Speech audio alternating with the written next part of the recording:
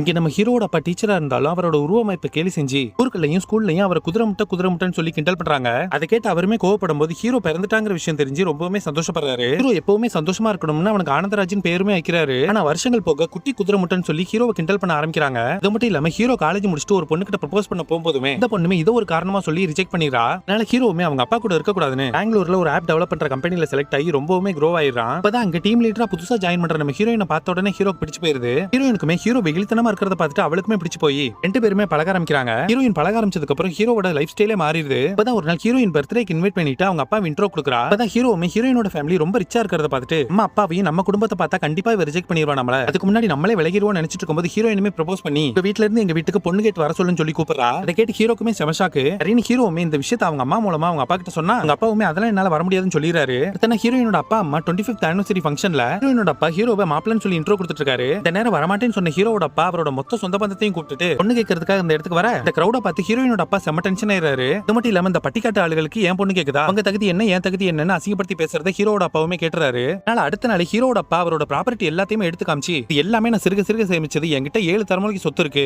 ஆனா உன்னை பத்தி நான் வெளியே விசாரிச்சேன், நீ இப்படி ஆடம்பரமா இருக்கிறது எல்லாமே கடனாமே, நீ எல்லாம் தகுதியை பத்தி பேசலாமான்னு அசிங்கமா பேச அதனால ஹீரோயினோட அப்பாவுமே டென்ஷன் ஆகி வெளியே அனுப்பிடுறாரு. அடுத்த நாள் ஹீரோ அவர் காலில் விழுந்து மன்னிப்பு கேட்கிறான். இப்ப ஹீரோயினோட அப்பாவுமே நான் உன்னை மன்னிச்சிட்டேன், நான் உங்க 2 பேரும் கல்யாணம் நடக்கணும்னா உங்க அப்பா என்கிட்ட வந்து மன்னிப்பு கேட்கணும்னு சொல்றாரு. அதே மாதிரி தான் ஹீரோட அப்பாவுமே ஹீரோயினோட அப்பா மன்னிப்பு கேட்கணும்னு சொல்றாரு. அதனால ஹீரோ ஹீரோயின் 2 பேரும் பிளான் பண்ணி ஹீரோட அப்பா மன்னிப்பு கேட்கறதுக்காக அவர் கிராமத்துக்கு வர சொல்லியிருக்காருன்னு சொல்லி ஹீரோயினோட அப்பாவுமே கூட்டு போறாங்க. இந்த பக்கம் ஊருக்கு வந்து மன்னிப்பு கேட்க வந்திருக்காங்கன்னு சொல்லி ஹீரோட அப்பாவுமே கன்வின்ஸ் பண்ணிடுறாங்க. அப்படியே 2 ஃபேமிலி பழகும் போது ஹீரோயினோட அப்பா ஹீரோட அப்பா கிட்ட அவர் ஊரை விட்டு ஓடி வந்து ரொம்ப கஷ்டப்பட்டு இந்த பிசினஸ் டெவலப் பண்ணிருக்கிறதா சொல்லிட்டு அவளோட ஃபேமிலியை பத்தி சொல்லுங்கன்னு ஹீரோட அப்பா கிட்ட கேக்குறாரு. அவருமே எங்க அப்பா பேர் சப்பானி, அப்பாவும் அவர் கூட பிறந்த எல்லாருமே ஊனமா தான் பிறந்தாங்க, டாக்டர் எல்லாமே ஜீன் ப்ராப்ளம் சொல்லிட்டாங்க, நான் எங்க அப்பாவோட பெரியப்பா பசங்க எல்லாரும் எங்க அப்பாவை ஏமாத்தி சொத்தெல்லாம் புடிங்கிட்டாங்க, இந்த நேரத்துல தான் நானுமே பிறந்தேன், எங்க அப்பாக்கு நான் ஊனமா இல்லன்னு தெரிஞ்ச உடனே ரொம்பவே சந்தோஷப்பட்டாரு, ஊர்ல இருக்கிற எல்லாருமே என்ன சப்பானி பையன், என்னோட உருவத்தை பார்த்து குதிரை முட்டை அப்படின்னு சொல்லி கிண்டல் பண்ணாங்க, ஆனா அது எதையுமே நான் பொருட்டா எடுத்துக்காம நல்லா படிச்சு டீச்சர் ஆனேன், அது மூலமா என்ன கிண்டல் பண்ண எல்லாரும் வாயுமே அடைச்சேன், எங்க அப்பா ஊனமா இருக்கிறதுனால நான் அவரை வெறுத்தரல, என்ன அவர் பெத்து இந்த நிலைமை கொண்டு வந்தனால அவர் தோல்ல தூக்கி வச்சு கௌரவப்படுத்தினேன். இதெல்லாம் கிட்ட ஹீரோயினோட அப்பாக்குமே ஹீரோ அப்பா மேல ஒரு நல்ல மதிப்பு வருது. நானும் 2 பேரும் மன்னிப்பு கேட்காம ஊருக்கு கிளம்பும் போது ஹீரோட அப்பாவே இறங்கி வந்து அன்னைக்கு நடந்ததுக்கு என்ன மன்னிச்சிருங்க, என்னோட புள்ள சந்தோஷம் தான் எனக்கு முக்கியம், நீங்க கல்யாண வேலையை ஆரம்பிக்கும் சொல்லி அனுப்பிக்கிறாங்க. அப்படியே கல்யாணமே நல்லபடியா முடிஞ்சிருது.